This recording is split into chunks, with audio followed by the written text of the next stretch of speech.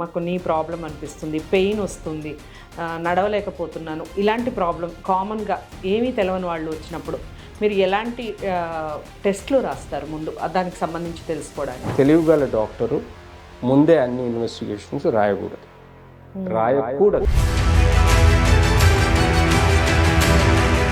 కార్పొరేట్కి వెళ్తే ఆ డాక్టర్కు పైనుంచి ఆర్డర్స్ ఉంటాయి, నువ్వు ఈ పేషెంట్కి ఏమున్నా ఒక 50 ఇన్వెస్టిగేషన్స్ రాయి, నీ డయాగ్నోస్టిక్ బిల్లు 20,000 నుంచి 50,000 ఉండాలి అనే ఇన్స్ట్రక్షన్స్ కార్పొరేట్లో ఉన్నాయి.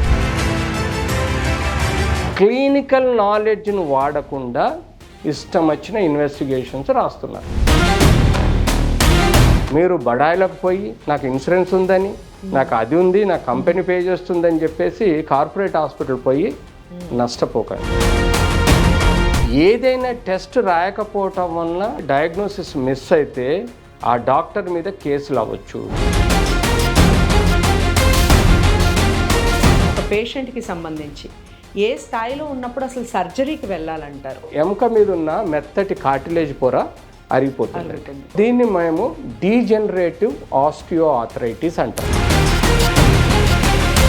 మామూలుగా మనం నడిచేటప్పుడు కూడా చాలామంది ఒక రకమైన సౌండ్ వస్తూ ఉంటుంది. మోకాళ్ళ దగ్గర సౌండ్ రావటం, పాదాల దగ్గర సౌండ్ రావటం, చిన్న చిన్న వర్క్స్ ఇంట్లో నడిచేటప్పుడు కూడా. కారణం ఏంటంటారు? ఎక్స్టర్నల్ సమస్యల వలన పెయిన్ ఒకటన్నీ ఉంటుంది, దాంతోపాటు జాయింట్లో ఫ్లూయిడ్ వస్తుంది, దాంతోపాటు ఈ సౌండ్స్ క్రెపిటేషన్స్ కానీ లేకపోతే సర్టన్ క్లాస్పింగ్ సౌండ్స్ అంటాము రావచ్చు. మరి ఇప్పుడు ఇంజెక్షన్స్ ద్వారా చాలా మంది మోకాలను బాగు చేసేస్తాం, రేపు పొద్దున్న నుంచి పరిగెత్తుతారని చెప్తారు. దాని వెనకాల చాలా మోసాలు జరుగుతున్నాయి, చాలా దొంగ డాక్టర్లు మార్కెట్లో ఉన్నారు. ఆపరేషన్ లేకుండా ఇంజెక్షన్తో నయం చేస్తామనడం అది పెద్ద మోసపూరిత క్రిమినల్ యాక్టివిటీ. నమస్తే. ఎన్నో విషయాలు హెల్త్కి సంబంధించి మన మెగా9 టీవీ ద్వారా మాట్లాడుతూ ఉన్నాం. నాతో పాటు ఉన్నారు ప్రముఖ orthopaedic surgeon doctor Vijay Bhaskar గారు. చాలా సంవత్సరాలుగా నేను జర్నీ చేస్తూ ఉన్నాను సార్తో. చాలా విషయాలు మాట్లాడి ఉన్నాను ఇప్పటికే, వివిధ ఛానల్స్లో మాట్లాడటం, చాలా టాపిక్స్ మాట్లాడాను. కానీ ఈ మధ్య కాలంలో కొంతమంది డాక్టర్స్ అనొచ్చు, లేదా కొంతమంది పేషెంట్లని క్యాష్ చేసుకోవడం ఎలా అనే ఒక సబ్జెక్ట్ని తీసుకొని రకరకాలుగా వాళ్ళని డైవర్ట్ చేస్తూ ఉన్నారు. వాళ్ళ దగ్గర నుంచి ఆర్థికంగా చాలా వరకు నష్టపోయే పరిస్థితి.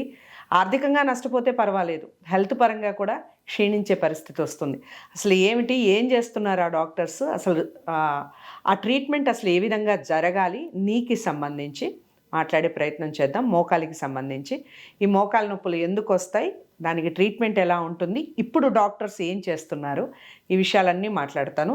మీకు డౌట్స్ ఉన్నా, మీరు గతంలో ఇలాంటి ప్రాబ్లం ఫేస్ చేస్తున్నా ఖచ్చితంగా కామెంట్ బాక్స్లో తెలియజేయండి. నమస్కారం సార్. నమస్కారం. చాలా సంతోషంగా ఉంది. సో ఫస్ట్ చెప్పండి సార్, అసలు నీ ప్రాబ్లం ఎందుకు వస్తుంది, ప్రాబ్లం రావడానికి గల కారణాలు ఏంటి? నా ఇంట్రొడక్షన్ అండి. I'm doctor Vijay Bhaskar.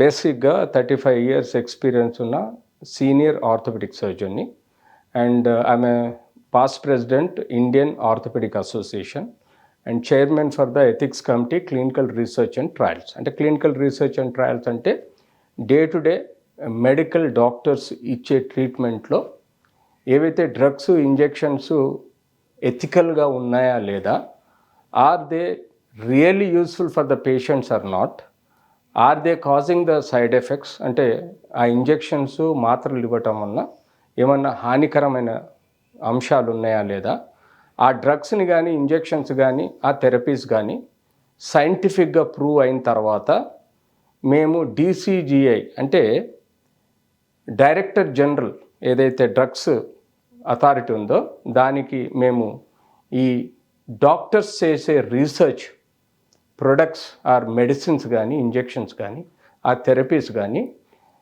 Right ఇవి ఇవ్వటం వలన బెనిఫిట్ ఉంది, హ్యూమన్ బీయింగ్స్కి యూజ్ఫుల్గా ఉన్నాయని మేము కన్ఫర్మ్ చేసిన తర్వాత DCGI అప్రూవల్ ఇచ్చి దాన్ని మార్కెట్లోకి తేవడం జరుగుతుంది. ఏది అలాగైతే FDA ఉంటుందో అలాగే DCGI. సో పర్టికులర్గా ఈ మధ్యకాలంలో సోషల్ మీడియాలో కానీ, ఎలక్ట్రానిక్ మీడియాలో కానీ, పేపర్ మీడియాలో కానీ మనం ఒక కామన్ అడ్వర్టైజ్మెంట్స్ చూస్తున్నాం. ఆపరేషన్ లేకుండా ఇంజెక్షన్స్ ఇస్తే రైట్ సార్. మోకాలు సరి అవుద్ది అని. అవును. ఈ ఆపరేషన్స్కి సంబంధించి మాట్లాడే ముందు ఒక పేషెంట్కి సంబంధించి ఏ స్థాయిలో ఉన్నప్పుడు అసలు సర్జరీకి వెళ్ళాలంటారు? సర్జరీ ఏ స్థాయిలో ఉన్నప్పుడు చేస్తారు? మోకాలు అనేది హింజ్ జాయింట్ అండి. అంటే తొడ ఎముక, కాలు ఎముక ఈ మూమెంట్ ఉంటుంది.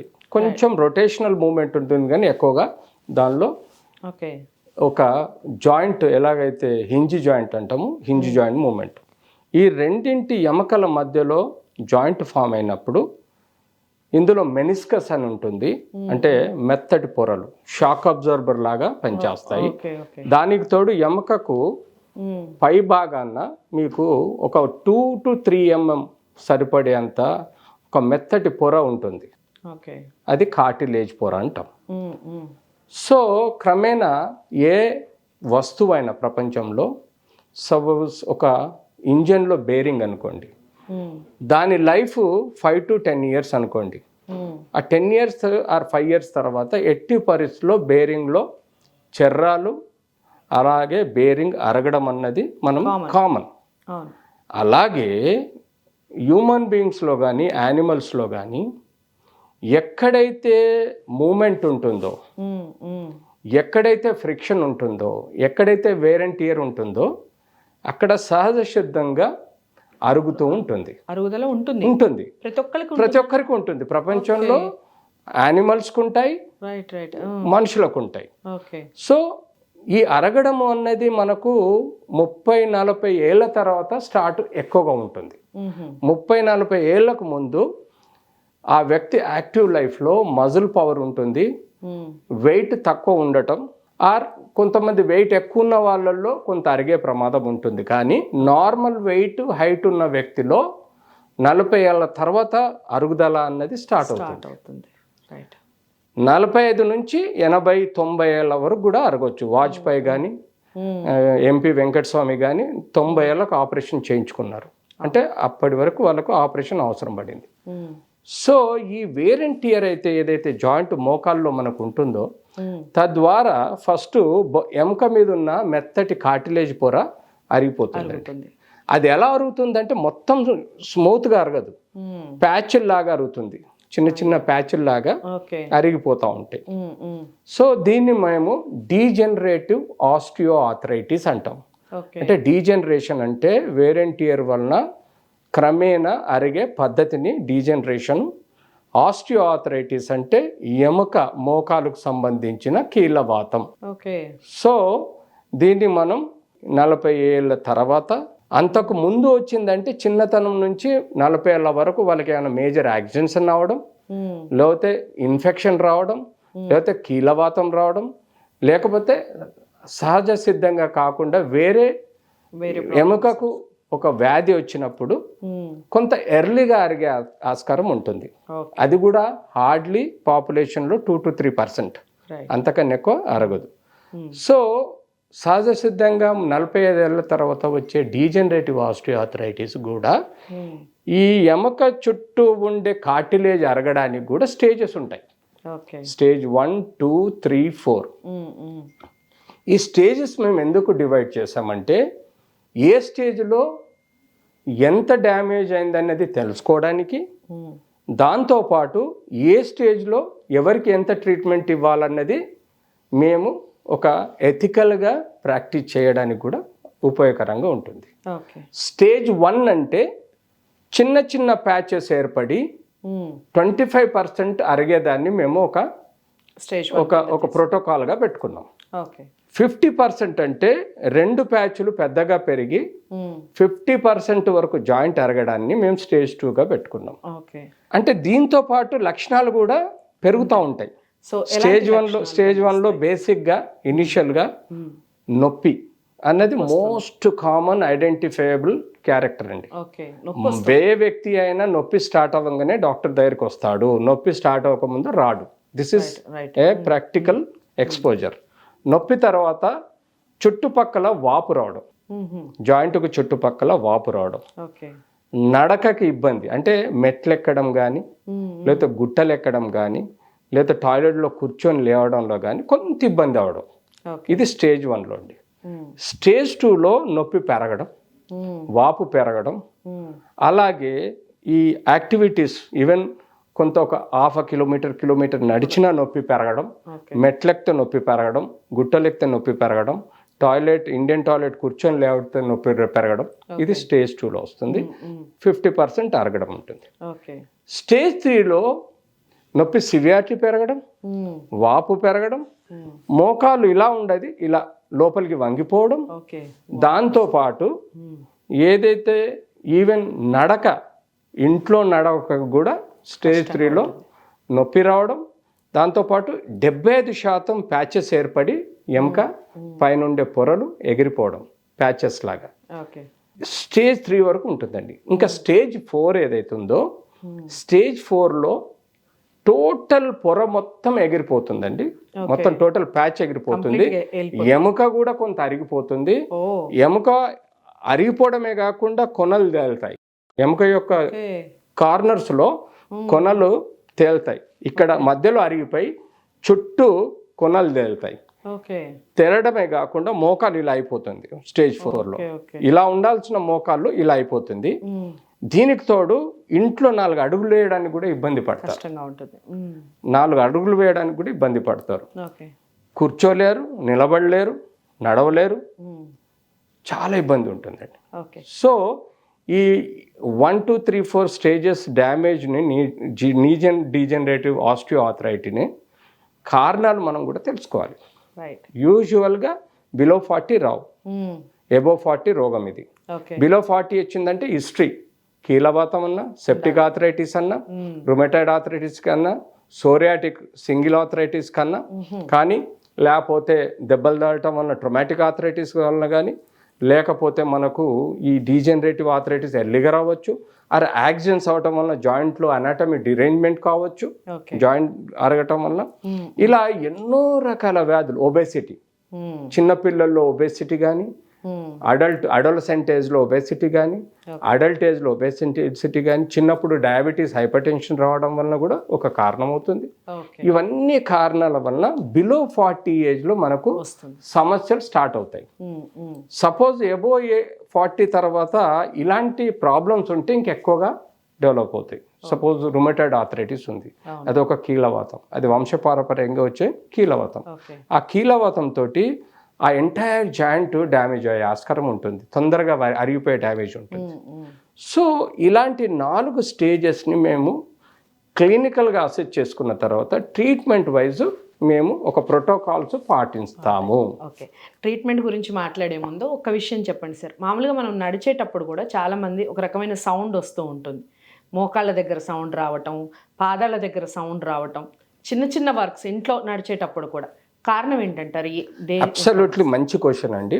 మా ప్రాక్టీస్లో నేను 32 సంవత్సరాల నుంచి కొన్ని లక్షల మందిని చూశాను. చాలా కామన్ క్వశ్చన్ అండి, తెలిసి తెలియక అడుగుతారు. ఎర్లీ ఈవెన్ 30-25 ఏజ్ వాళ్ళకు కూడా క్లాస్పింగ్ సౌండ్స్ అని వస్తాయి. అంటే జాయింట్ మడిచిన క్లక్ క్లక్ సౌండ్ రావడం, జాయింట్ మోకాన్ని చాపినా కూడా ఒక లాంటి క్రెపిటేషన్ సౌండ్స్ రావడం వస్తాయి. కొన్ని సౌండ్స్ పెయిన్ తోటి ఉంటాయి. సో పెయిన్లెస్ సౌండ్స్ ఏవైతున్నాయో అవి స్ట్రైట్ అవే ఇగ్నోరబుల్, అంటే వాటిని పట్టించుకోకండి. పెయిన్లెస్ సౌండ్స్ని పట్టించుకోకండి. మన జాయింట్లో 2 ఎముకలు 3 ఎముకలు ఉంటాయి, అంటే చిప్ప ఎముకతో కలిపితే 3 ఎముకలు ఉంటాయి. దానికి చుట్టూ క్యాప్సుల్ ఉంటుంది. ఎట్లాగైతే మనకు ఇంజన్కు ఆయిల్ సీల్ ఎట్లుంటుందో అలాగే మనకు జాయింట్లో కూడా ఒక క్యాప్సుల్ ఉంటుంది. ఆ క్యాప్సుల్లో మన జాయింట్ని నిరంతరం లూబ్రికేట్ చేయడానికి ఒక ఫ్లూయిడ్ ఉంటుంది.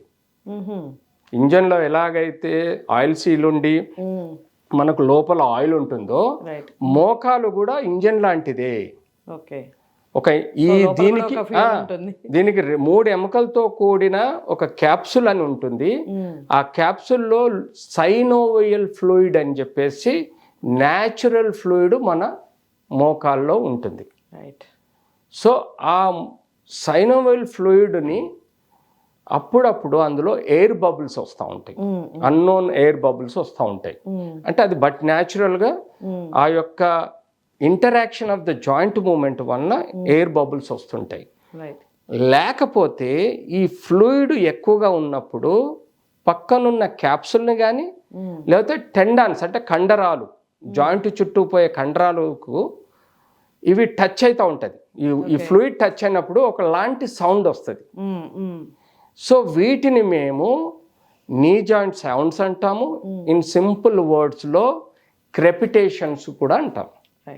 సో పెయిన్లెస్ సౌండ్స్ కానీ పెయిన్లెస్ క్రెపిటేషన్స్ కానీ నార్మల్, వాటి గురించి ఎట్టి పరిస్థితుల్లో కంగారు పడాల్సిన అవసరం లేదు, వాటిని వదిలేయండి. కానీ ఏవైతే పెయిన్ఫుల్ సౌండ్స్ ఉంటాయో వాటిని పర్టికులర్గా మీరు చూడాల్సిన అవసరం ఉంది, తెలుసుకోవాల్సిన అవసరం ఉంది.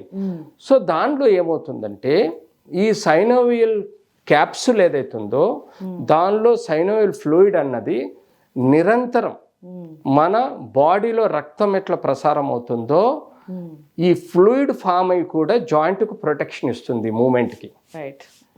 సో సర్టెన్ రోగాల వలన అంటే ఎనీ కీలవాతం, ఎనీ ఆథరైటిస్ వలన కానీ, ఆర్ సెప్టిక్ ఆథరైటిస్ అనుకోండి, ఆర్ చుట్టుపక్కల దెబ్బతగలటం వలన అనుకోండి, లేకపోతే ఎనీ ఆథరైటిస్ వలన మనకు జాయింట్ లోపల ఒక రియాక్షనరీ ఎడిమా అని వస్తుంది. రియాక్షనరీ ఎడిమా అంటే ఫర్ ఎగ్జాంపుల్ నేను ఇక్కడ కొట్టిన తర్వాత ఇక్కడ దెబ్బ తగులుతుంది టిష్యూ. దెబ్బ తగిలిన తర్వాత ఆ టిష్యూ డ్యామేజ్ అవటం వలన దానిలో ఇంటర్స్టిషియల్ ఫ్లూయిడ్ అనేది పెరుగుతుంది. ప్రతి కణానికి ఓ ఫ్లూయిడ్ ఇంటర్సెల్యులర్ ఫ్లూయిడ్ అని ఉంటుంది, కణం పైన ఎక్స్ట్రా సెల్యులర్ ఫ్లూయిడ్ అని ఉంటుంది. సో నేను ఇలా కొట్టాను అనుకోండి, ఆ దెబ్బతోటి అక్కడ కణాలలో ఉండే ఫ్లూయిడ్ పెరిగి స్వెల్లింగ్ లాగా మనకు స్కిన్ పైన కనబడుతుంది. సో అలాగే ఈ జాయింట్ చుట్టూ ఏ స్టేజ్ ఆఫ్ సైనోవైటిస్ అయినా, stage 1, stage 2, stage 3, stage 4 synovitis కారణం ఈ చుట్టూ దెబ్బలు తగలడం కానీ, కీలవాతం రావటం వలన కానీ, ఇంజురీస్ అవటం వలన కానీ, లేకపోతే క్యాన్సర్స్ చుట్టూ ఏమన్నా వచ్చినా కానీ, దేని వలన కానీ ఈ జాయింట్లో రియాక్షనరీ ఎడిమా అన్నది వస్తుంది. That is called insult to the joint. ఆ జాయింట్ ట్రామా వలన కానీ రియాక్షన్ వలన కానీ జాయింట్లో ఉండే పొరలకు ఇన్సల్ట్ అవుతుంది. కాబట్టి ఆ పొర కొబ్బరికాయలాగా నీరును ప్రొడ్యూస్ చేస్తుంది. ఆ ఫ్లూయిడ్ పెరిగినప్పుడు మీకు ఈ ఎక్స్టర్నల్ సమస్యల వలన పెయిన్ ఒకటన్ను ఉంటుంది, దాంతోపాటు జాయింట్లో ఫ్లూయిడ్ వస్తుంది, దాంతోపాటు ఈ సౌండ్స్ క్రెపిటేషన్స్ కానీ లేకపోతే సర్టన్ క్లాస్పింగ్ సౌండ్స్ అంటాము రావచ్చు. సో ఈ సౌండ్స్కి ఇంత హిస్టరీ ఉంది. సో మనం ఒక వ్యక్తి ఏజ్ ప్రకారం, ఒక వ్యక్తి హిస్టరీ ప్రకారం మనము క్లినికల్గా అసెస్ చేసుకోవాలి. క్లినికల్గా ఎలా ఉంది, ఎగ్జామినేషన్ ఎలా ఉంది, ఆ క్లినికల్ ఎగ్జామినేషన్లో we will come to a diagnosis with investigation. So investigations అన్నారు కాబట్టి మీరు దగ్గరికి డాక్టర్ నాకు ఈ ప్రాబ్లంతో మేము వచ్చాము, మాకు నీ ప్రాబ్లం అనిపిస్తుంది, పెయిన్ వస్తుంది, నడవలేకపోతున్నాను, ఇలాంటి ప్రాబ్లం కామన్గా ఏమీ తెలవని వాళ్ళు వచ్చినప్పుడు మీరు ఎలాంటి టెస్ట్లు రాస్తారు ముందు దానికి సంబంధించి తెలుసుకోవడానికి? అబ్సల్యూట్లీ. మనం మోకాలు నొప్పి ఒకటి ఎగ్జాంపుల్గా తీసుకుంటే యూజువల్గా ఒక క్వాలిఫైడ్ ఆర్థోపెడిక్ సర్జన్, ఒక ఎక్స్పీరియన్స్డ్ సర్జను, ఒక తెలివిగల డాక్టరు ముందే అన్ని ఇన్వెస్టిగేషన్స్ రాయకూడదు. ఎస్, ఫస్ట్ క్షుణ్ణంగా హిస్టరీ వినాలి. ఒక 10 నిమిషాల నుంచి హాఫ్ అన్ అవర్ వరకు వాళ్ళ ఫ్యామిలీ హిస్టరీ వినాలి, ప్లస్ ఆ పెయిన్కి సంబంధించిన హిస్టరీ కూడా వినాలి. ఫస్ట్ పాజిటివ్ పాయింట్స్ అడగాలి, తర్వాత నెగిటివ్ పాయింట్స్ అడగాలి. ఇవన్నిటిని క్రోడీకరించి మీరు మీ మెదడును వాడి ఒక క్లినికల్ డయాగ్నోసిస్కి రావాలి. ఫస్ట్ మిమ్మల్ని మీరు మెదడులో ఫలానా వ్యక్తికి సెప్టిక్ ఆథరైటిస్ ప్రాబ్లం ఉంది, జాయింట్లో ఫలానా వ్యక్తికి ఆస్టియోఆథరైటిస్ ప్రాబ్లం ఉంది, ఫలానా వ్యక్తికి రుమటాయిడ్ ఆథరైటిస్ ఉంది, ఫలానా వ్యక్తికి సోరియాటిక్ ఆథరైటిస్ ఉంది, ఫలానా వ్యక్తికి గౌటీ ఆథరైటిస్ ఉంది అని మోకాలుకు సంబంధం లేని ఇష్యూస్ కూడా అడిగి తెలుసుకోవాలి. ఓకే. దెబ్బ తగిలిందా, బెనికిందా, కొంతమంది బెనికింది చెప్పరు, అవును. దెబ్బ తగిలింది సరిగా చెప్పరు, చిన్న చిన్న హిస్టరీలు ఇస్తారు. అది దెబ్బనా బెనికిందా పడ్డావా అన్నది కూడా క్లినికల్గా అడగాలి. ఓకే. అన్ని అడిగిన తర్వాత, ఫ్యామిలీ హిస్టరీ అడిగిన తర్వాత, ప్రీవియస్ హిస్టరీ అడిగిన తర్వాతనే నీ మెదడులో ఒక డయాగ్నోసిస్ రండి. రైట్. అది తెలివిమంతుడి డాక్టర్ కర్తవ్యం.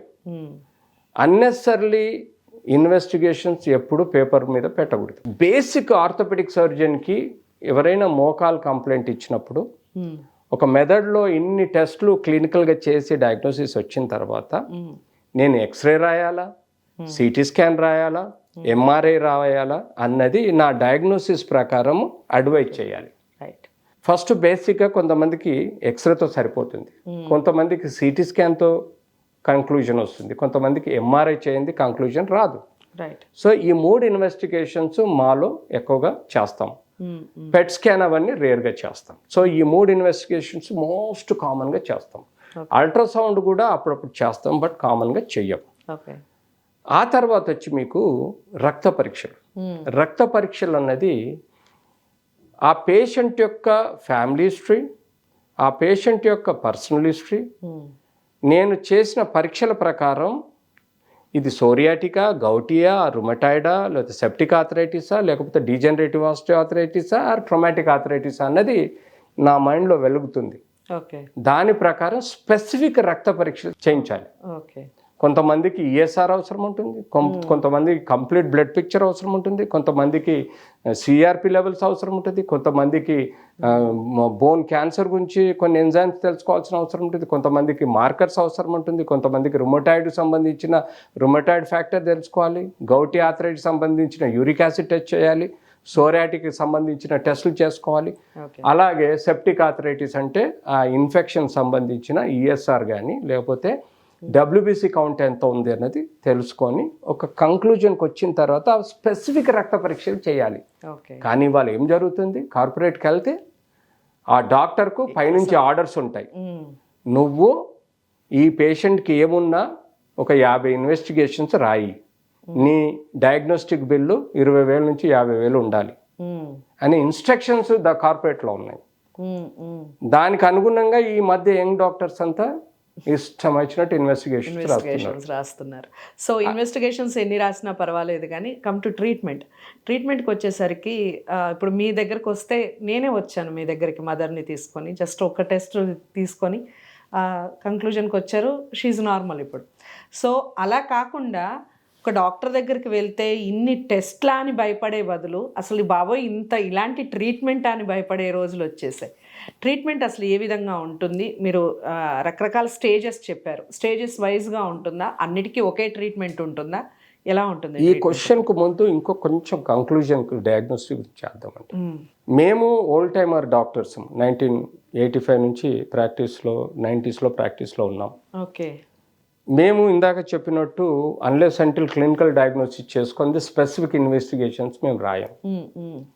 కానీ ఈరోజు ఏం జరుగుతుంది, యంగ్ డాక్టర్స్ వాళ్ళ మీద ప్రెషర్ ఉంటుంది. ప్రెషరు కార్పొరేట్స్ అండ్ హాస్పిటల్సే కాదు, లీగల్ ప్రాబ్లమ్స్ కూడా ఉన్నాయి. ఒక పేషెంట్కు బై ఛాన్స్ క్లినికల్ డయాగ్నోసిస్ ప్రకారం మీరు టెస్టులు చేయాలి, ఏదైనా టెస్ట్ రాయకపోవటం వలన డయాగ్నోసిస్ మిస్ అయితే ఆ డాక్టర్ లీగల్గా బౌండ్ అవుతాడు, ఆ డాక్టర్ మీద కేసులు అవ్వచ్చు.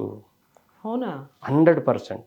సో ఇలాంటి అబ్నార్మల్ ప్రెషర్స్, ఒకటి కార్పొరేట్ సంస్థల ప్రెషరు, రెండోది ఫైనాన్షియల్ ప్రెషర్స్, మూడోది లీగల్ ప్రెషర్స్. ఈ కారణాల వలన కొంతమంది కార్పొరేట్ డాక్టర్స్ విపరీతమైన ఒక 10-20 ఇన్వెస్టిగేషన్స్ రాసి, అంటే 10 పిట్టలు పోతున్నాయి ఒక రాయితో కొడితే ఏదో ఒకటి తగులుద్దనే ఐడియాలజీ తోటి క్లినికల్ నాలెడ్జ్ను వాడకుండా ఇష్టం వచ్చిన ఇన్వెస్టిగేషన్స్ రాస్తున్నారు. Because of corporate pressure, financial pressure and legal problems. So దీనివల్ల ఏమవుతుందంటే పేషెంట్స్కి ఫైనాన్షియల్ బర్డెన్ అవుతుంది. అంతే కదా, ఇది టెక్నికల్గా ఆలోచించాలి. లేదు అంటే యంగ్ డాక్టర్స్ ఏం చేయాలంటే క్లినికల్ డయాగ్నోసిస్ని స్పెసిఫిక్ టెస్ట్ ద్వారా తెలుసుకునే ప్రయత్నం చేయాలి అండ్ ట్రీట్మెంట్ ఇవ్వాలి. ఇఫ్ ఎట్ ఆల్ దానికి రెస్పాన్స్ రాకపోతే నెక్స్ట్ ఇన్వెస్టిగేషన్ చేయాలి. రైట్.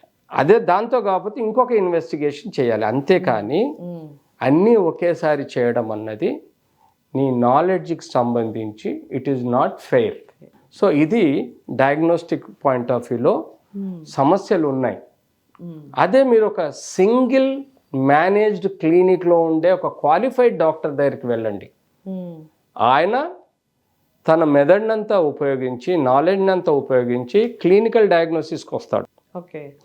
దానికి తోడు కావలసిన 1-2 టెస్టులే చేస్తాడు. అవసరం అనుకుంటే నెక్స్ట్ సిట్టింగ్లో మిగతా టెస్టులు అవసరం ఉన్న దాన్ని బట్టి చేస్తాడు తప్ప ఒకేసారి 20 ఇన్వెస్టిగేషన్స్ చెయ్యరు. సో మీరు ఎప్పుడైతే ఒక డాక్టర్ని సెలెక్ట్ చేసుకొని చూయించుకోవాలనుకుంటే ఫస్ట్ ప్రిఫరెన్స్ లోకల్ సింగిల్ క్లినిక్స్కి ప్రిఫరెన్స్ ఇవ్వండి. రైట్. మీరు బడాయిలకు పోయి నాకు ఇన్సూరెన్స్ ఉందని, నాకు అది ఉంది, నా కంపెనీ పే చేస్తుందని చెప్పేసి కార్పొరేట్ హాస్పిటల్ పోయి నష్టపోకండి. ఓకే. ఆ కార్పొరేట్ హాస్పిటల్లో పనిచేసే డాక్టర్లు సింగిల్ క్లినిక్స్ రన్ చేస్తారు బయట, అక్కడికి వెళ్ళండి. సో మీకు న్యాయం జరుగుతుంది. ఓకే. కానీ అదే కార్పొరేట్ హాస్పిటల్ పోతే రకరకాల ఇన్వెస్టిగేషన్ చేసి రకరకాల డాక్టర్లు ఇన్వాల్వ్ అయ్యి ఫైనాన్షియల్గా మీకు ఇబ్బంది అవుతుంది. అలాగే క్రాస్ ఒపీనియన్స్ పెరిగిపోతాయి. క్రాస్ ఒపీనియన్స్ కూడా డేంజర్ అండి.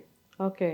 Single opinion, double opinion okay, multiple ఒపీనియన్స్లో ఏదో అంటారు, సామెత ఉంటుంది, కలగారు గంప చేసినట్టు, అంటే ఏదో అన్ని మిక్స్ చేస్తే చెత్త అవుతుంది అన్నట్టుగా అలా కూడా అవ్వచ్చు. సమ్టైమ్స్ డేంజర్ ఉంటుంది, సమ్టైమ్స్ యూస్ఫుల్ ఉంటుంది మల్టిపుల్ ఒపీనియన్స్ వల్ల, but sometimes it's very dangerous. Okay. ఒకరినొకరు కాంట్రాడిక్ట్ చేసే డయాగ్నోసిస్ ట్రీట్మెంట్ జరుగుతుంది. సో ఇలాంటి జాగ్రత్తలు పాటించాలి. సో ఇప్పుడు మీరు అడిగిన క్వశ్చన్ ట్రీట్మెంట్. సో మోకాలు నొప్పి అనేది స్టేజ్ 1, 2, 3, 4 అండి. రైట్. స్టేజ్ 1 అంటే మేము యూజువల్గా ఎర్లీ స్టేజ్ ఆఫ్ ప్రాబ్లమ్ సమస్య 25% ఉంటుంది. ఇనిషియల్గా మేము రాగానే ఇన్వెస్టిగేషన్ చేసి కంక్లూజన్కి వస్తాం. సో మనం ఈరోజు మాట్లాడుకునేది ఎక్కువ డీజనరేటివ్ ఆస్టియోఆర్థరైటిస్ గురించి. ఎందుకంటే మిగతా సెప్టిక్ ఆర్థరైటిస్ కానీ, రుమటాయిడ్ ఆర్థరైటిస్ కానీ, గౌట్ ఆర్థరైటిస్ కానీ, సోరియాటిక్ ఆర్థరైటిస్ కానీ, లేదా ట్రొమాటిక్ ఆర్థరైటిస్, వీటి పర్సంటేజ్ చాలా తక్కువ ఉంటుంది. సో డీజనరేటివ్ ఆస్టియోఆర్థరైటిస్లో మనం పర్టికులర్గా ఎక్స్రేలో 25% డ్యామేజ్ అన్నది మనకు ఇండైరెక్ట్గా తెలుస్తుంది, స్పేస్ తగ్గేదాన్ని బట్టి. ఓకే.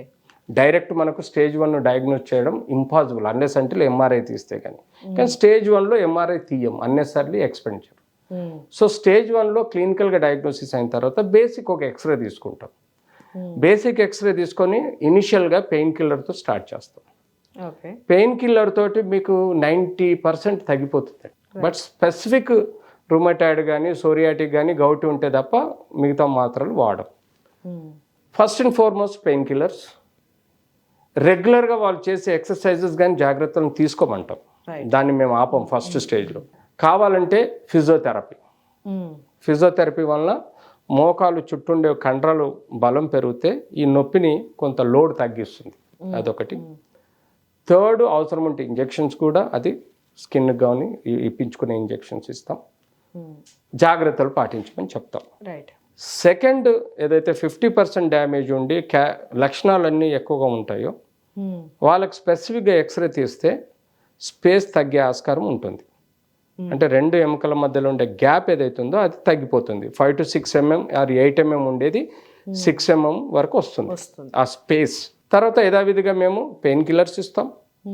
కార్టిలేజ్కి సంబంధించిన కొన్ని విటమిన్స్ వచ్చాయి, కాండ్రైటిన్ సల్ఫేట్ కానీ, బోస్విల్లా కానీ, ఇట్లాంటి కొన్ని medicines, combination drugs, multiple vitamins వచ్చాయి. ఆ మాత్రలు ఇస్తాం స్టేజ్ 2లో. ఫిజియోథెరపీ చెప్తాం. కావాలంటే మోకాలకు సపోర్ట్గా నీ క్యాప్ ఇస్తాం, కొంతమందికి నీ బ్రేస్ ఇస్తాం. ఈ 2 ఇచ్చి ఫిజియోథెరపీ సక్రమంగా చేసుకోమంటాం. స్టేజ్ 2లో మాత్రం నిర్దాక్షిణ్యంగా వాకింగ్ ఆపేయమని చెప్తాం. వాకింగ్ ఎందుకు ఆపేయమంటామంటే, ఇవి మోకాళ్ళు అనుకోండి, మోకాళ్ళు నడిచేటప్పుడు మీ 60, 70, 80 కిలోల బరువు మోస్తుంది. ఎప్పుడైతే ఒక మోటార్ సైకిల్ మీద 2 ట్రావెల్ చేస్తే దాని లైఫ్ 10 సంవత్సరాలు వస్తాయి బేరింగు. అదే మోటార్ సైకిల్ మీద ముగ్గురు కూర్చొని ట్రావెల్ చేస్తే ఆ బేరింగ్లు 5-6 సంవత్సరాల్లో అరిగిపోయినట్టు.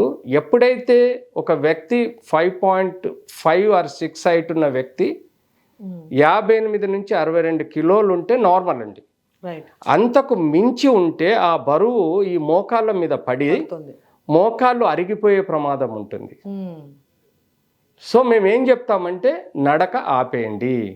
మీరు నడిచేటప్పుడు చాలామంది అంటారు నడక మంచిది కదా, నడక హెల్తీ కదా, నడక దీనికి ఇది కదా, గుండెకు మంచిది కదా, డయాబెటీస్కి మంచిది. నో డౌట్ ఆల్టర్నేటివ్ ఎక్సర్సైజ్ ఉందిగా. మీరు నడక ఎందుకు చేయాలి? మీరు సైక్లింగ్ దొక్కొచ్చు, స్విమ్మింగ్ చేయొచ్చు, ఇంట్లో కూర్చొని అరోబిక్ ఎక్సర్సైజ్ చేయొచ్చు, ఎన్నో రకాలుగా మీరు వెయిట్ తగ్గించుకోవచ్చు. కేవలం నడిచి ఇంకా జాయింట్స్ని ఎందుకు ఖరాబ్ చేసుకోవాలి? సో స్టేజ్ 2లో we don't advise walking, we advise cycling. మీరు రోడ్డు మీద సైకిల్ దొక్కుతారా లేకపోతే ఇంట్లో స్టాటిక్ సైకిల్ దొక్కుతారా, అది మీ చాయిస్. రెండో మంచి ఎక్సర్సైజ్ స్విమ్మింగ్. కానీ చాలా మందికి స్విమ్మింగ్ కుదరదు. సో వాళ్ళు ఏం చేయాలంటే ఇంట్లో ఇలాంటి చైర్లో కూర్చొని కాలుకు ఒక 1/2 kg 1 kg rice bag ankle కట్టుకొని కాలు నిటారుగా ఎత్తడం ఎక్సర్సైజ్ చేయమంటాం. దాన్ని క్వాడ్రిసెప్స్ ఎక్సర్సైజ్ అంటాం. ఇది కుదరది అంటే మీ ఇంట్లో స్విమ్మింగ్ పూల్ ఉంటే స్విమ్మింగ్ చేయలేని వాళ్ళు ఒడ్డున కూర్చొని నీళ్ళల్లో కాలు ఎత్తాలి, నీళ్ళల్లో కాలు ఎత్తాలి పైకి. You got the point? ఆ ఎడ్జ్లో కూర్చొని మోకాలుని ఆడిస్తూ నీళ్ళల్లో కాళ్ళని పైకి ఎత్తాలి. సో ఇలాంటి 4-5 ఎక్సర్సైజులు ఫ్లోర్ ఎక్సర్సైజెస్ చేస్తే మీకు బరువు కంట్రోల్ అవుద్ది, షుగరు కంట్రోల్ అవుద్ది, బీపీ కంట్రోల్ అవుతుంది, హార్ట్కి కూడా మంచిది. సో సెకండ్ థర్డ్ స్టేజ్లో we advise this.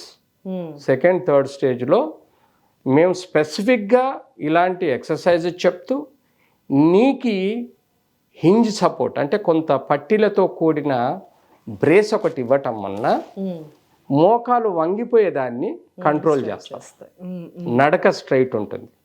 So stage 2-3లో మందులు, physiotherapy, braces and specific exercises.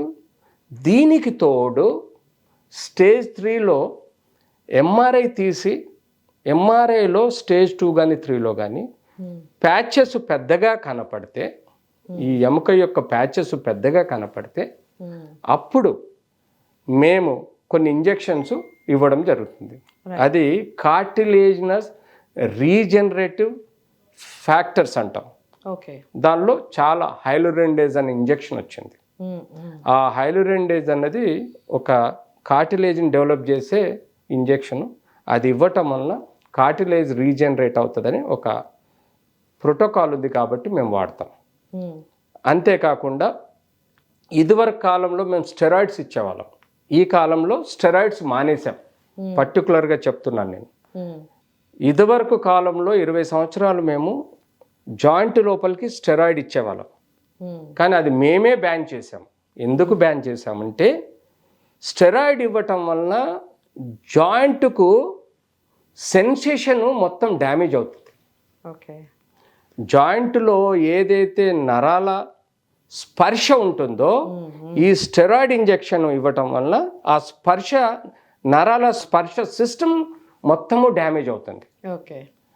దాని వలన ఆ వ్యక్తికి మంచి చేయడం కాదు, చెడు చేస్తున్నాం. నొప్పి క్షణాల్లో తగ్గిపోతుంది. స్టెరాయిడ్ అన్నది ఒక మెస్మరైజింగ్ డ్రగ్, ఒక మాయా ఇంజెక్షన్. అది ఆ ఇంజెక్షన్ ఇవ్వటం వల్ల మనల్ని మన బాడీలో ఒక యూఫోరిక్ ఎఫెక్ట్ తీసుకొచ్చినట్టు ఈ జాయింట్లో ఒక స్పర్శ లేకుండా టెంపరీగా యాక్ట్ చేస్తుంది. తద్వారా మనము ముసలాళ్ళకైతే పర్వాలేదు, 70-80 ఏళ్ళ ముసలాళ్ళు మూల కూర్చునే వాళ్ళకు ఆ ఇంజెక్షన్ ఇవ్వటం వల్ల పెద్దగా నష్టమేం లేదు. కానీ 40 నుంచి 60 సంవత్సరాల లోపు ఉండే వాళ్ళకు స్టెరాయిడ్ ఇవ్వటం వల్ల ఆ స్పర్శ నరాలు దెబ్బతింటం వల్ల జాయింట్ తొందరగా అరిగిపోయే ప్రమాదం ఉంటుంది. ఎందుకు? స్పర్శ లేకపోవడం, నొప్పి తెలవకపోవటం వలన వ్యక్తి ఆ జాయింట్ని మిస్యూజ్ చేస్తాడు, అంటే ఎక్కువ యూజ్ చేస్తాడు. నొప్పి అన్నది మన ప్రొటెక్టివ్ ఫెనామిన్ అండి. నొప్పి అన్నది రాకపోతే తెలియాలి నొప్పి. మన శరీరము ఎప్పుడో డ్యామేజ్ అవుతుంది. అవును. తుమ్ములు అన్నది రాకపోతే మన రెస్పిరేటరీ సిస్టమ్ మొత్తం కొలాప్స్ అవుతుందండి. తుమ్ములు అన్నది, దగ్గు అన్నది రావాలి, మన రెస్పిరేటరీ సిస్టమ్ని కాపాడడానికి ఉంది. అలాగే నొప్పి అన్నది మనకు ఉండాలండి. నొప్పి లేకపోతే మనం మన జాయింట్ని మిస్యూజ్ చేస్తాం. నా జాయింట్ బాగుందిలే అని ఎగురు దుంకుతాం, జంప్ చేస్తాం, మెట్లు ఇష్టం వచ్చినట్టు వాడతాం, జాగ్రత్తలు పాటించాం, డాక్టర్ దగ్గరికి వెళ్ళాం. నొప్పి ఉంటే కనీసం వాటిని కంట్రోల్ చేసే పద్ధతిలో జాగ్రత్తలు పాటిస్తాం, డాక్టర్ చెప్పింది వింటాం. సో స్టెరాయిడ్ మేము అందుకని బ్యాన్ చేసాం. మేము ఎప్పుడో స్టెరాయిడ్ ఇంజెక్షన్ బ్యాన్ చేసాం. కేవలం కార్టిలేజ్ యొక్క విటమిన్ ఇంజెక్షన్సే మేము ఇస్తున్నాం. కానీ ఈ మధ్య కాలంలో పిఆర్పి అంటే ప్లేట్లెట్ రిచ్ ఇన్ ప్లాస్మా, ఇవి ఒక ఫ్యాక్టర్ అండి. ఈ ఫ్యాక్టర్ మన బాడీలో ఎక్కడైనా కూడా ఒక హీలింగ్ టెక్నాలజీని ఇంప్రూవ్ చేస్తుంది. అంటే ఒక గాయమైనప్పుడు పుండెట్ల మానాలో ఈ ప్లేట్లెట్స్ వలన మానినట్టు మోకాల్లో ప్యాచ్లు ఏర్పడ్డ అరిగిపోయిన కార్టిలేజ్ని కూడా ఆ గాయాన్ని మార్చే ఆస్కారం కొద్ది మేరకే ఉంటుంది. ఫుల్గా ఉండదు, 100% ఉండదు. దాని కెపాసిటీ, దాని యాక్టివిటీ కొద్ది మేరకే ఉంటుంది. సో మేమేం చేస్తామంటే ఆ పేషెంట్ యొక్క రక్తం దాదాపుగా 10 to 20 ml తీసుకొని దాన్ని మేము ల్యాబ్లో సెంట్రిఫ్యూజ్ చేస్తాం. సెంట్రిఫ్యూజ్ చేయటం వలన ఎర్రటి కణాలు, తెల్లటి కణాలు, అలాగే ప్లాస్మా సపరేట్ అవుతాయి. మనకు పైన ఒక క్రీమీ కలర్ ఫ్లూయిడ్ ఏర్పడుతుంది, కిందంతా thick red, dark red colour layer ఏర్పడుతుంది. సో ఈ creamy colour, yellowish creamy colour లేయర్ని మేము ప్లాస్మా అంటాం. ఈ ప్లాస్మాని కానీ ఆర్ ఇంకా ఫర్దర్ ఈ ప్లాస్మాని సెంట్రిఫ్యూజ్ చేయటం వలన మాకు గ్రోత్ ఫ్యాక్టర్స్ అన్నటి వస్తుంటాయి. ఈ గ్రోత్ ఫ్యాక్టర్స్ని కానీ మేము పర్టికులర్గా జాయింట్ లోపలికి ఆర్థ్రోస్కోపీ ద్వారా ఒక విజన్లో, అండర్ సూపర్విజన్లో స్కోపీ తోటి లోపటికి వెళ్ళి ఆ ప్యాచ్ను కరెక్ట్ ఐడెంటిఫై చేసి దాని చుట్టూ ఉండే వేస్ట్ ఫ్లూయిడ్ని తీసివేసి ఆ ప్యాచ్కి ఈ గ్రోత్ ఫ్యాక్టర్స్ కానీ, ప్లాస్మా కానీ, ఆ పిఆర్పి కానీ మేము ఇంజెక్ట్ చేస్తాం. ఆ ఇంజెక్ట్ చేసేటప్పుడు బొక్క ఎముక కొనని మేము కొంత ప్రిపేర్ చేస్తాం. ఎందుకంటే అక్కడ నుంచి బ్లడ్ సప్లై కూడా ఈ రీజనరేషన్కు సపోర్ట్ ఇవ్వడానికి ఆ బోన్ని మేము కొంచెం ఫ్రెషన్ చేస్తాం. సో ఇది కేవలం ఆర్థోపెడిక్ సర్జన్ చేయగలిగే ప్రొసీజర్. ఆర్థోపెడిక్ సర్జన్ తప్ప ఎవరు ఈ ప్రపంచంలో ఒక జాయింట్ని అప్రోచ్ అవ్వడం కానీ, ఒక ఎముకని అప్రోచ్ అవ్వడం కానీ చేయకూడదు. ఎందుకంటే ఆయన స్కిల్ అంతా టెక్నికల్గా స్కోప్ ఎలా లోపల పెట్టాలి, ఎలా విజువలైజ్ చేయాలి, ఎలా గ్రోత్, ఎలాగైతే డీజనరేషన్ ఐడెంటిఫై చేయాలి, ఎలా అయితే ఇంజెక్ట్ చేయాలి అన్నది తెలుస్తుంది. సో ఈ గ్రోత్ ఫ్యాక్టర్ కూడా, ఈ ప్లాస్మా పిఆర్పి ఇంజెక్షన్ కూడా కొంత మేరకే హెల్ప్ చేస్తాయి. కేవలం third stage, second last stage కానీ థర్డ్ స్టేజ్లో కొంత మేరకే హెల్ప్ చేస్తాయి. దాని పరిమితి మించి ఈ పిఆర్పి ఇంజెక్షన్ హెల్ప్ చెయ్యదు. ఆపరేషన్ లేకుండా ఇది హెల్ప్ చెయ్యదు. కేవలం స్టేజ్ 4లో టోటల్ బోన్ మొత్తం ఎరోడ్ అయిపోతుంది. అంటే టోటల్గా మెత్తటి 2 to 3 mm లేయర్ ఉన్న కార్టిలేజ్, అలాగే ఈ రెండు ఎముకల మధ్యలో ఉండే డిస్క్లు, వాటిని మేము మెనిస్కస్ అంటాం. ఆ మెనిస్కస్ కూడా దెబ్బతింటాయి, అరిగిపోతాయి. ఈ ఎముక మధ్యలో అరిగిపోయి చుట్టూ కొనలు వెళ్తాయి. ఇంత డ్యామేజ్ అవుతే దాన్ని మేము స్టేజ్ 4 అంటాం. మోకాళ్ళు ఇలా వంగిపోతాయి. ఈ స్టేజ్లో మీరు ఏ ఇంజెక్షన్ ఇచ్చినా, ఏ మాత్ర ఇచ్చినా, ఏ ఫిజియోథెరపీ ఇచ్చినా, ఏ ఎక్సర్సైజ్ చేసినా ఏది ఉపయోగం లేదు. మరి ఇప్పుడు ఇంజెక్షన్స్ ద్వారా చాలా మంది మోకాలను బాగు చేసేస్తాం, రేపు పొద్దున్న నుంచి పరిగెత్తుతారని చెప్తారు. దాని వెనకాల చాలా మోసాలు జరుగుతున్నాయి. చాలా దొంగ డాక్టర్లు మార్కెట్లో ఉన్నారు. క్వాలిఫైడ్ కాదు వాళ్ళు. బేసిక్ MBBS ఏదో అనెస్థీషియా చేసి ఆర్ బేసిక్ ఎంబీబీఎస్ విత్ ఏదో పెయిన్ క్లినిక్ అని చెప్పేసి ఈ మార్కెట్లో దొంగ డాక్టర్లు విపరీతంగా పెరిగారు. ఇదివరకు ఆర్ఎంపీలు కూడా ఇంజెక్షన్స్ ఇచ్చేవాళ్ళు, కానీ వాళ్ళు ఎప్పుడు ప్రచారం చేసుకోలేదు. కానీ ఇప్పుడు ఒక క్వాలిఫైడ్ ముసుగు, అంటే నేను ఎంబీబీఎస్ చదివాను, నేను పెయిన్ క్లినిక్ చదివాను, నేను అనెస్థిషియా చదివాను, నాకు మోకాలు తెలుసు, మోకాల్లో ఇంటర్నల్ ఆర్గన్స్ తెలుసు, నేను ఏది ఇచ్చినా చెల్లుతుంది, నేను ఏ మోసం చేసినా చెల్లుదని ఒక క్రిమినల్ మెంటాలిటీతో ఈ హైదరాబాద్లో చాలామంది డాక్టర్స్ పెయిన్ క్లినిక్స్ పేరు మీద ప్రాక్టీస్ చేస్తున్నారు.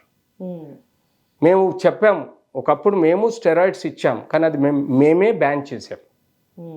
ఎందుకు బ్యాన్ చేసామంటే మాకు టెక్నికల్ నాలెడ్జ్ ఉండటం వల్ల మేము స్టెరాయిడ్ బ్యాన్ చేసాం. మేము పిఆర్పి ఇంజెక్షన్స్ ఇస్తాం, కానీ అది స్టేజ్ 2, 3కే ఇస్తున్నాం. స్టేజ్ 4కు మేము impossible. It is a criminal activity. Stage 4 operation లేకుండా ఇంజెక్షన్తో నయం చేస్తామనడం అది పెద్ద మోసపూరిత క్రిమినల్ యాక్టివిటీ. ఈ విషయంలో మేము ఇప్పుడు హైకోర్టులో కేసు వేసాము మా అసోసియేషన్ నుంచి. ఎట్టి పరిస్థితుల్లో షార్ట్ టైంలో ఎవరైతే పెయిన్ క్లినిక్స్ పేరు మీద మోకాళ్ళకు దొంగ ఇంజెక్షన్లు ఇచ్చి, మోకాళ్ళకు పనికిరాని ఇంజెక్షన్లు ఇచ్చి లక్షల పైసలు దొబ్బుతున్నారు. 5-10 వేల ఇంజెక్షన్కి లక్షలు డబ్బులు దొబ్బి దాని యొక్క చెడు ప్రభావం ఎలా ఉంటుందనేది నేను ఇప్పుడు చెప్పబోతున్నాను. ఈ ఎవరైతే దొంగ పెయిన్ క్లినిక్ డాక్టర్స్ ఉన్నారో వీళ్ళు ఏం చేస్తున్నారంటే, ఒక పేషెంట్ క్లినిక్ రాగానే ఫస్ట్ వాళ్ళు ఎక్స్రే చూపించి 8 mm ఉండేది 1 mm 2 mm వచ్చింది, ఇది స్టేజ్ 4లో ఉన్నది, దీనికి బయట ఆర్థోపెడిక్ డాక్టర్స్ ఆపరేషన్ చేయాలని చెప్తారు, కానీ మా టెక్నాలజీ లేటెస్ట్ ఉంది, మా దగ్గర ఆర్ఎఫ్ ట్రీట్మెంట్ థెరపీ ఉంది, అలాగే మా దగ్గర ఇంజెక్షన్ థెరపీ ఉంది, మా దగ్గర అల్ట్రాసౌండ్ థెరపీ ఉంది అని ఒక అబద్ధపు మాటలు చెప్పి ఆపరేషన్కు భయపడే పేషెంట్ని మభ్యపెట్టి డైవర్ట్ చేసుకొని సింపుల్ ఇంజెక్షన్తో పోతుందని మభ్యపెట్టి లక్షలు దొబ్బుతున్నారు. యాక్చువల్లీ ఆ ఇంజెక్షన్ మేము స్టేజ్ 2, 3లో ఇస్తాము కేవలం 5,000 రూపాయలకి. దానికి వాళ్ళు 1,50,000 నుంచి 2 లక్షలు తీసుకుంటున్నారు. ఆ పేషెంట్ చూయించుకోవడానికి వెళ్తే 300 రూపాయల ఫీజు బదులు 1,500 రూపాయల ఫీజు తీసుకుంటున్నారు. 500-600 రూపాయలకు చేయాల్సిన అల్ట్రాసౌండ్ స్కానింగు 2,000కి చేస్తున్నారు. సియామ్ అంటే ఒక ఎక్స్రే మిషన్ ఉంటుంది, సియామ్ అని, అది డైరెక్ట్ లైవ్ విజన్ చూపెడుతుంది. దానికి మేము యూజువల్గా యూజ్ చెయ్యము, అది చూయించి 1,000 ఛార్జ్ చేస్తున్నారు. ఇలా పేషెంట్లను మభ్యపెట్టడం, పేషెంట్లను మభ్యపెట్టి లక్షలు దొబ్బడం. ఈ పెయిన్ క్లినిక్ డాక్టర్స్ ఎవరైతే ఉన్నారో వాళ్ళు ఎలా ఈ ఇంజెక్షన్ ప్రక్రియ చేస్తారంటే 3 స్టేజెస్లో వాళ్ళు ట్రీట్మెంట్ ఇస్తారండి. ఫస్ట్ అసలు అబ్సల్యూట్లీ డీజనరేషన్ని అల్ట్రాసౌండ్లో చూడడం అన్నది తెలివి తక్కువ పని అండి. అల్ట్రాసౌండ్లో మీకు ప్యాచెస్ కనపడవు, ఇది మిస్నామర్. అసలు ఈ పెయిన్ క్లినిక్ డాక్టర్స్ ప్రజల్ని ఎంత మభ్య పెడుతున్నారంటే ఓన్లీ మీకు ఎంఆర్ఐలో తప్ప, ఆర్థ్రోస్కోపీలో తప్ప మీకు అరిగిపోయిన జాయింట్ యొక్క పొరలు కనపడవు. అది ఎక్స్రేలో కానీ, ఎక్స్రేలో కాస్త స్పేస్ తగ్గేదాన్ని చూస్తాం, కానీ అది అప్రోప్రియేట్గా ప్యాచెస్, అరిగిపోయిన ప్యాచెస్ ఉన్నాయని చెప్పడానికి వీల్లేదు. ఎంఆర్ఐలో 0.001 కట్ సెక్షన్స్లో ఈ ప్యాచెస్ కనబడతాయి, సిటీ స్కాన్లో కనబడవు, ఎక్స్రేలో కనబడవు, అల్ట్రాసౌండ్లో అయితే కనబడవు. వీళ్ళు దొంగ డాక్టర్లు, పెయిన్ క్లినిక్ డాక్టర్లు అల్ట్రాసౌండ్లో మీకు ప్యాచెస్ చూపెడుతున్నారు. అది పెద్ద మోసం అండి. సెకండ్, వాళ్ళు ఆపరేషన్ థియేటర్ తీసుకుపోయి మేము ఓపీ రూములలో ఇచ్చే ఇంజెక్షన్స్ని ఛార్జ్ చేయకుండా ఎక్కువగా కేవలం 3,000-5,000 ఛార్జ్ చేసి మేము ఓపీ రూములలో ఇంజెక్షన్ సేఫ్టీ ఏసెప్టిక్ ప్రికాషన్ తీసుకొని ఇచ్చే ఇంజెక్షన్ని వీళ్ళు తమాషా చేసి ఆపరేషన్ థియేటర్లో తీసుకెళ్తారు. చూడండి మోసం ఎక్కడ జరుగుతుందో. సో థియేటర్లోకి తీసుకెళ్లారు, అవసరం లేదండి, డబ్బులు దొబ్బడానికే, హంగామా చేయడానికి. ఈ రూమ్లో నేను పిఆర్పి ఇంజెక్షన్ ఇవ్వగలుగుతాను, అలాంటిది వీళ్ళు ఆపరేషన్ థియేటర్లో తీసుకుపోయి ఒక గంటన్నర 2 గంటలు, ఒక 10 నిమిషాల ఇంజెక్షన్కి గంటన్నర 2 గంటలు తమాషాలు చేసి అలా మభ్యపెట్టడం, ఛార్జెస్ ఎక్కువ చేయడం.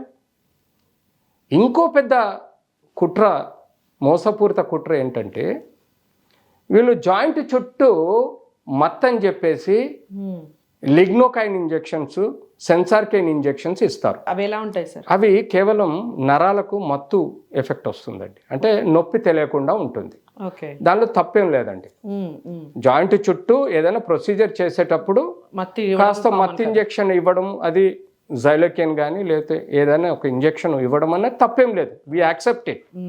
ఆ తర్వాత పెద్ద కుట్ర, పెద్ద మోసం ఏంటంటే మన జాయింట్ చుట్టూ ఉండే నరాలను ఈ యొక్క ఎలక్ట్రికల్ ఇంపల్సెస్, లేజర్ ఇంపల్సెస్ అని చెప్పి ఒక మిషన్ ద్వారా వీరు ఆర్ఎఫ్ ఇచ్చేసి ఈ జాయింట్లో ఉండే నరాల చుట్టూ ఉండే నరాలన్నింటినీ కాల్చేస్తారు. అంటే మీకు స్పర్శ తెలవకుండా. ఇప్పుడు నరం వచ్చి కండరానికి అటాచ్ ఉంటుంది, స్కిన్కి అటాచ్ ఉంటుంది. అప్పుడే ఈ నరం కొన సిగ్నల్స్ ఇస్తుంది. ఏమని ఇస్తుంది? నీకు మంట వస్తే మంట ఉన్నది అని ఇస్తుంది, చేయి జరుపు అంటే కండరాలు చేయి జరుపుతాయి. అలాంటి నరాలని మీరు కాల్చేస్తే ఏమవుతుంది చెప్పండి నాకు. మీకు మీ చెయ్యి ఇలా పనిచేయాలంటే మీకు నరం కావాలి. అవును. మీకు మీ చెయ్యి నిప్పు దగ్గర ఉందంటే మీకు ఆ స్పర్శ తెలిస్తే, నిప్పు స్పర్శ తెలిస్తే చెయ్యిని దూరం చేస్తారు. స్పర్శ తెలియడానికి ఆ నరం పనిచేయాలి, చెయ్యి దూరం కలపడానికి ఆ నరం పనిచేయాలి. మీరు అదే నరాన్ని కాల్చేస్తే ఆ మోకాలకి ఏమవుద్దండి? డ్యామేజ్ అవుతుంది. మొత్తం ఆ నరాల చుట్టూండే నరాలను మొత్తం కాల్చి పడేస్తారు. అంటే ఒక విధంగా పేషెంట్కు ద్రోహం చేస్తున్నారు, ఇంకో విధంగా ఆ జాయింట్ స్పర్శ తెలవని జాయింట్ను ఆ పేషెంట్ నొప్పి లేదని మిస్యూజ్ చేసుకోవటం వలన, అంటే ఇష్టం వచ్చినట్టు కేర్ తీసుకోకుండా వాడటం వలన 10 సంవత్సరాల తర్వాత చేయాల్సిన మోకాల ఆపరేషన్కు 2 సంవత్సరాల్లో వచ్చేస్తారు. సో లైఫ్ తగ్గించినట్టే ఒక. So first and foremost ultrasound చేయడం పెద్ద మిస్టేక్ అండి. వాళ్ళు అల్ట్రాసౌండ్ తోటి పిఆర్పి ఇంజెక్షన్ ఇవ్వకూడదు, ఆథ్రోస్కోపీ చేసి పిఆర్పి ఇంజెక్షన్స్ ఇవ్వాలి. వీళ్ళు అల్ట్రాసౌండ్తో చేస్తున్నారు. అల్ట్రాసౌండ్తో ఎందుకు చేస్తున్నారంటే వీళ్ళు బేసిక్ ఎంబీబీఎస్ నాలెడ్జ్ ఉంటుంది, వీళ్ళకి జాయింట్ అప్రోచ్ అంటూ తెలవదు. వీళ్ళు కేవలం పబ్లిక్ను మభ్యపెట్టడానికి ఆ స్కానింగ్లో ఇలా బొమ్మ చూయించి గుడ్డిగా ఈ ఇంజెక్షన్ని జాయింట్ లోపల పెట్టి ఇంజెక్షన్ పుష్ చేస్తాడు. అది ప్యాచెస్కు పోదు, ఎక్కడైతే ప్యాచ్ ఉందో అక్కడికి పోదు. ఈ జాయింట్ చుట్టూ ఉండే క్యాప్సూల్ ఆయిల్ సీల్ ఏదైతే ఉందో ఆ ఆయిల్ సీల్ లోపల ఉండే సైనోవియల్ ఫ్లూయిడ్లో కలిసిపోతుంది. కానీ వీళ్ళు ఏం చెప్తారు? ఎక్కడైతే ప్యాచ్ ఉందో అక్కడ మేము అల్ట్రాసౌండ్లో చూసి ఇంజెక్షన్ ఇస్తున్నామంటారు. ఐ విల్ ఛాలెంజ్, అల్ట్రాసౌండ్లో ప్యాచ్ కనబడి చూపెడితే I'm ready to challenge anything. I will challenge. అల్ట్రాసౌండ్లో నువ్వు క్లియర్గా ఎంఆర్ఐ చూపించినట్టు, ఆథ్రోస్కోపీ చూపించినట్టు మీరు ప్యాచ్ చూపిస్తే I will challenge. It is impossible. అల్ట్రాసౌండ్లో ప్యాచ్కి ఇంజెక్షన్ చేయడం అన్నది ఒక విషపూరిత, మోసపూరిత ట్రీట్మెంట్ అండి.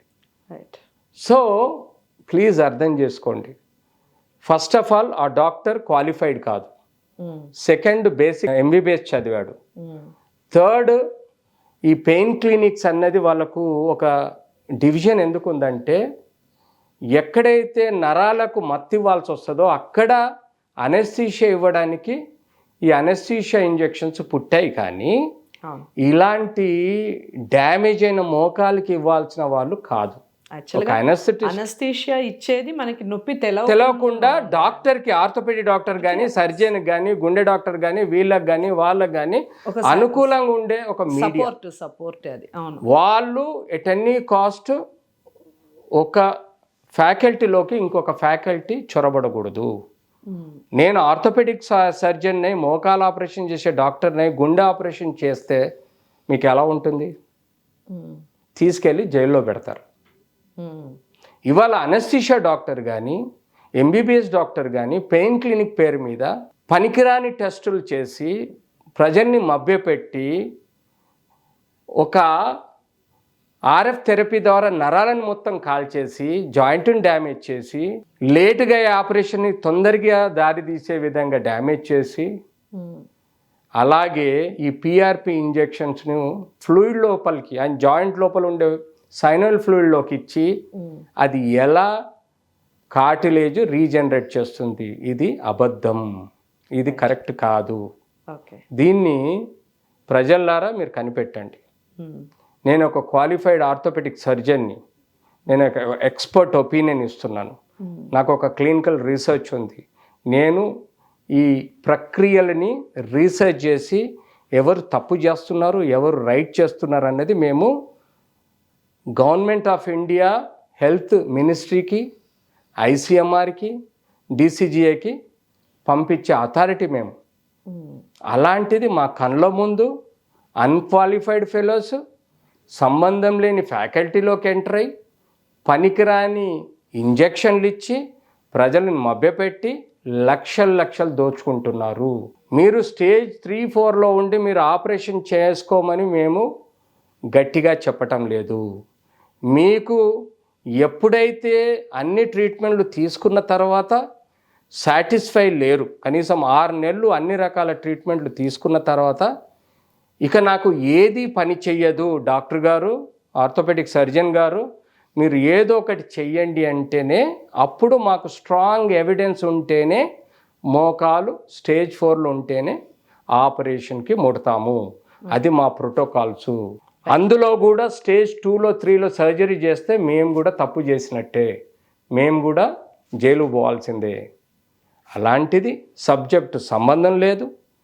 దొంగ డాక్టర్లు హైదరాబాద్లో విపరీతంగా పెరిగిపోయి డబ్బుల కోసం ప్రజల్ని మోసం చేసి ఈ పిఆర్పి ఇంజెక్షన్స్ అని పేరు మీద నరాలను కాల్చే ఒక థెరపీస్ ఇచ్చి పర్మనెంట్ జాయింట్ డ్యామేజ్ చేసి 10 సంవత్సరాల లైఫ్ ఉండే జాయింట్ను 2 సంవత్సరాల్లో ఆపరేషన్కు దారితీసే విధంగా డ్యామేజ్ చేస్తున్నారు. ఇది మోసం, ఇది కనిపెట్టండి. దయచేసి ప్రజలారా, ఒక డాక్టర్ చదవడానికి, ఒక స్పెషాలిటీ చదవడానికి మాకు దాదాపుగా 8 నుంచి 10 సంవత్సరాలు పడుతుంది, 10 నుంచి 15 సంవత్సరాలు పడుతుంది. స్పెసిఫిక్ సబ్జెక్ట్ బుక్స్ ఉంటాయి. ఇవాళ రేపు ఆర్థోపెడిషియన్స్లలో కూడా స్పైన్ స్పెషలిస్ట్ అని, కీళ్ళ స్పెషలిస్ట్ అని, జాయింట్ స్పెషలిస్ట్ అని, ఫుట్ స్పెషలిస్ట్ అని, యాంకిల్ స్పెషలిస్టులు అని చాలా రకాల స్పెషాలిటీ డాక్టర్లు ఆర్థోపెడిక్స్లోనే ఉన్నారు. ఇలాంటి దొంగ డాక్టర్లు ఎంబీబీఎస్ చదివి పెయిన్ క్లినిక్స్ అని పెట్టుకొని చేసే విధంగా మేము చేయలేము. ఇంజెక్షన్స్ ఇవ్వచ్చు, అది మోసం, అది పాపం. ఈరోజు మేము ఇంజెక్షన్లు ఇచ్చి లక్షలు దొబ్బి ప్రజల్ని మభ్యపెడితే ఏదో ఒక రోజు ఆ పేషెంట్ మమ్మల్ని తిట్టకపోడు, ఇంట్లో తిట్టుకుంటాడు. కొంత కేరళలాగా ఎడ్యుకేషన్ ఉన్న ప్రాంతాల్లో కేసులు పెట్టి జైల్లో వేస్తారు. ఇక్కడ అది జరగటం లేదు. కానీ ఫ్యూచర్లో మా ఆర్గనైజేషన్, మా తెలంగాణ ఆర్థోపెడిక్ సర్జన్స్ అసోసియేషనే ఇప్పటికీ 30 కేసులు వేసాం. ఎవిడెన్సులతోటి ఇంజెక్షన్ తీసుకున్న ఒక 50 మంది పేషెంట్లను మేము డాటా తీసుకొని వాటి యొక్క clinical findings, damage of the joint, ఆ థెరపీస్ వలన, ఇంజెక్షన్ వలన జరిగే డ్యామేజ్ను కూడా మేము ఎక్స్పోజ్ చేసి ఆ సో కాల్డ్ పెయిన్ క్లినిక్ డాక్టర్స్ని ఎపియాన్ అని, ఇపియాన్ అని ఏవో పేర్లు, కొత్త గమ్మత్తు పేర్లు పెట్టి పెయిన్ క్లినిక్స్ల పేర్లతో మభ్యపెట్టి, సోషల్ మీడియాలో మభ్యపెట్టి దొంగ ఇంజెక్షన్స్ ఇచ్చే డాక్టర్ల భరతం పట్టబోతున్నాం. మా అసోసియేషన్ హైకోర్టులో కేసేసింది. దాని ద్వారా వీళ్ళు చేసే మోసపూరిత ఇంజెక్షన్లు 3,000 రూపాయల ఇంజెక్షన్కి 1,50,000 ఛార్జ్ చేసి ప్రజల్ని మోసం చేస్తున్నారు. దయచేసి ఇది మీరు కనిపెట్టండి. ఎందుకంటే ప్రజలే దీనికి అల్టిమేట్ చెప్పాల్సిన బాధ్యత. మేము ఎన్ని కోట్లకు పోయినా ఎవరైతే ప్రజలు నష్టపోతున్నారో వాళ్ళు బయటికి రాకపోతే మీ వలన కొన్ని లక్షల కోట్ల మందికి నష్టం జరుగుతుంది. సో దయచేసి ప్రజలారా మిస్అండర్స్టాండ్ చేసుకోకండి. యాజ్ ఎ క్వాలిఫైడ్ ఆర్థోపెడిక్ సర్జన్గా నేను చెప్తున్నాను. నేను గొప్ప డాక్టర్ కాకపోవచ్చు, కానీ నేను ఒక ఎథికల్ డాక్టర్ అన్నది మీరు కనిపెట్టండి ఆర్ గ్రహించండి. సో ఒక ఎథికల్ డాక్టర్గా కొంతమంది డాక్టర్లు చేసే తప్పులను మేము బయట పెడుతున్నాం. మేము ఈవెన్ ఆర్థోపెడిక్ సర్జరీస్ కూడా 100 ఆపరేషన్ చేస్తే 2 ఆపరేషన్లు కాంప్లికేషన్స్ వస్తాయి, ఫెయిల్యూర్స్ కాదండి అవి.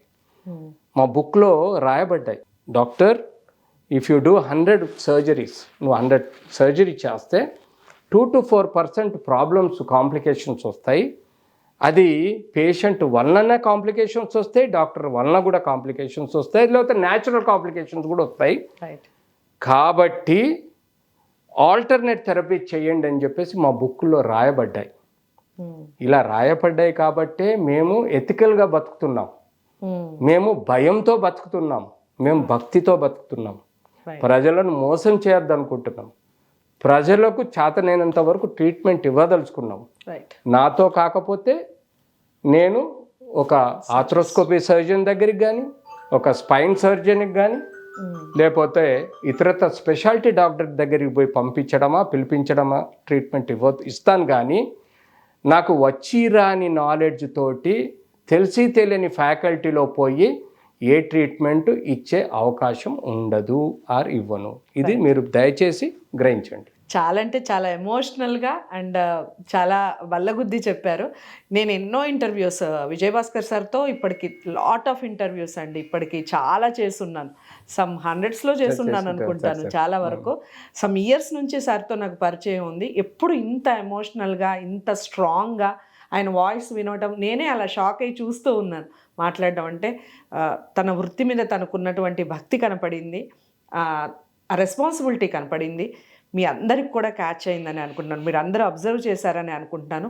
ఆలోచించండి, ఎక్కడ తప్పు జరుగుతుంది, ఆ తప్పు వెనకాల ఉన్నటువంటి కారణాలు ఏంటి, మనం కూడా తప్పు చేస్తే రేపు పొద్దున భావితరాలకి మనం ఏం చెప్తాం, ఇలాంటి తప్పుల్ని ఎక్కడ ఖండించాలి, ఎవరి దగ్గర ఖండించాలి, ఈ విషయాలన్నీ ఒకసారి ఆలోచించి ఖచ్చితంగా ఇలాంటి డాక్టర్స్ని తప్పకుండా సపోర్ట్ చేయాలని నేను మనస్ఫూర్తిగా కోరుకుంటున్నాను. వీడియో అందరికీ షేర్ చేయండి, లైక్ చేసి.